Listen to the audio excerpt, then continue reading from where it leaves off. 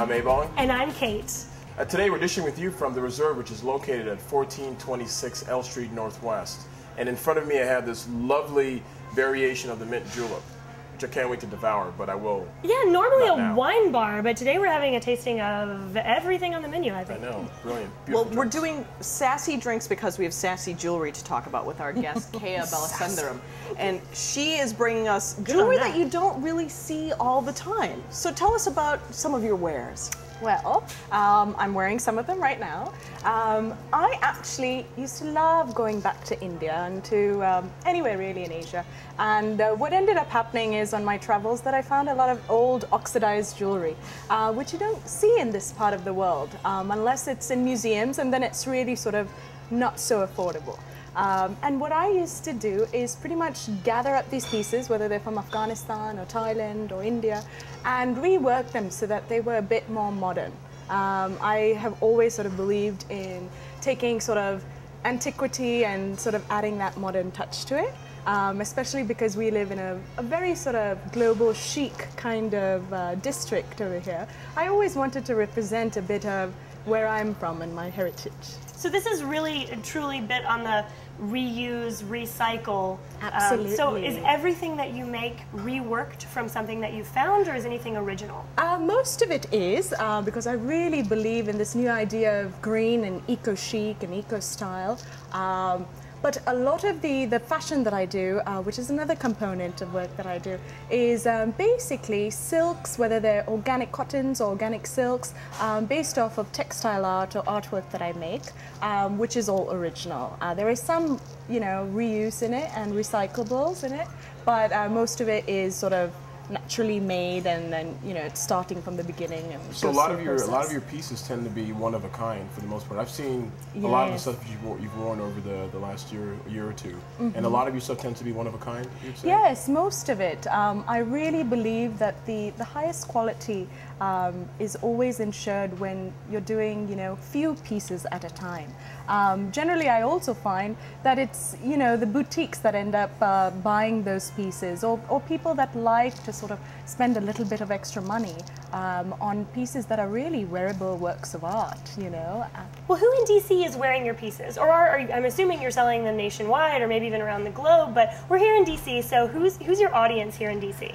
Well, right now, it's a great question because I have recently come back from India. I was sort of floating in and out between India, Thailand and Singapore and the States, and I'm now actually looking to sort of source vendors and boutiques, because most of my work has been through word of mouth. I've had friends buying it, and I've had a lot of people sort of approach me on the street or in the subway between New York and DC, and they've said, why don't you have a website yet, or why aren't you selling? And I sort of looked at them and said, well, I didn't know that people would actually want to buy this sort of stuff, and or that people would have necks strong enough to, because that looks pretty hardcore. Should people be concerned about having an antique piece of a family or something that is degrading the cultural wealth of India, something that should be in a museum that they're actually wearing as earrings? Should that be a concern of people who are buying your jewelry? Not at all, not at all. I always joke, unfortunately, India, while it's a lovely sort of place and it's a veritable treasure chest of antiques,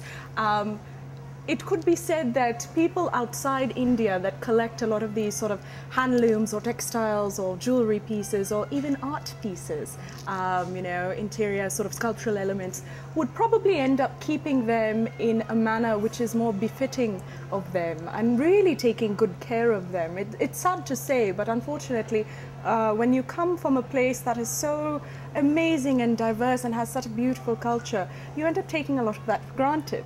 And so a lot of my buyers, to be honest with you, are non-Indians, and they're mostly Americans or Europeans or Middle Easterns. Well, you asked about preserving the culture and is it a problem, but actually I think you're actually doing more to preserve the culture through your philanthropic work.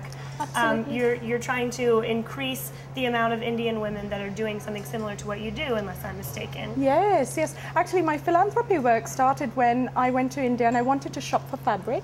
And I went into the retail markets and I realized, my goodness, this is such a fabulous place because, I don't know if you guys know, but the largest production and manufacturing of clothing and even cotton, silk, fabrics comes from India.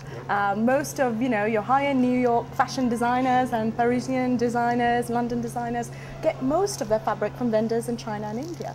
We need some of that here.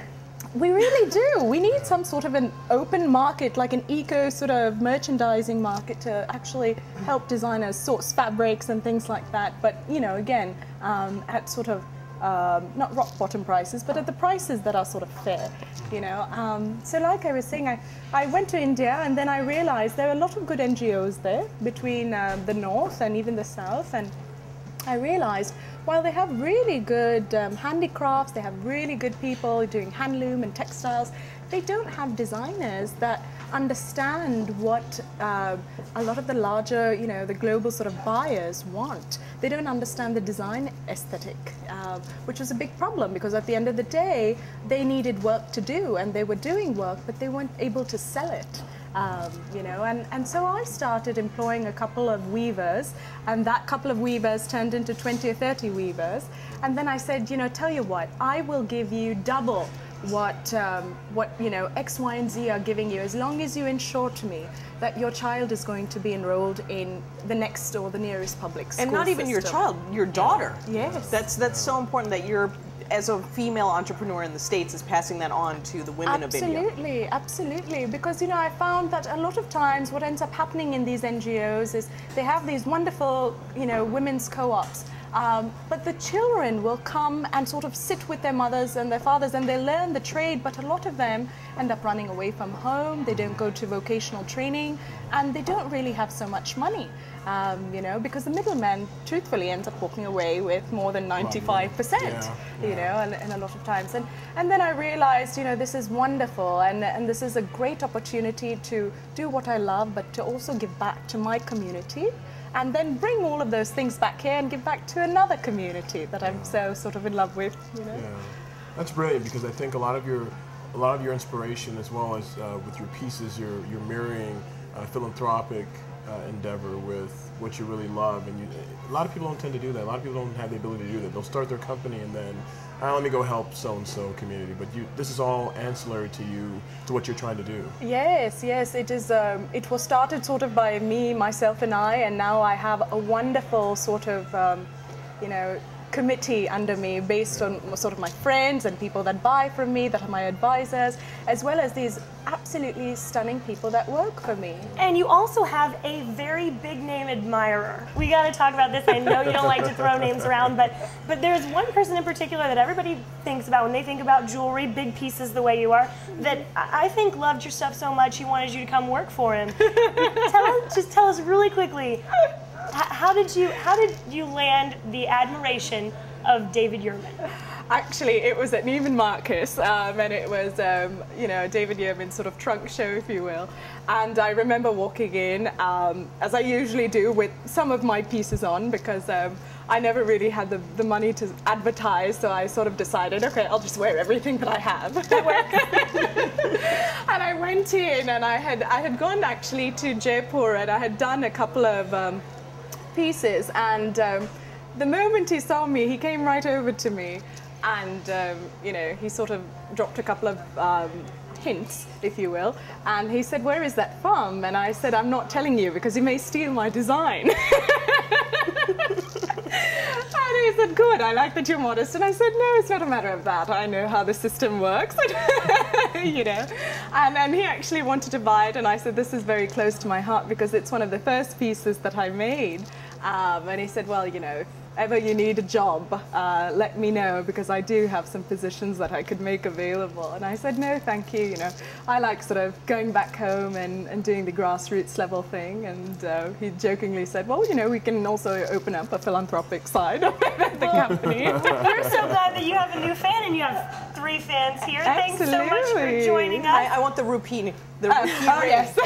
I'm all over it. And as always, thank you for joining us. Don't forget you can follow us on Twitter at The District Dish and become a Facebook friend or a Facebook fan. Join us here next time at The District Dish.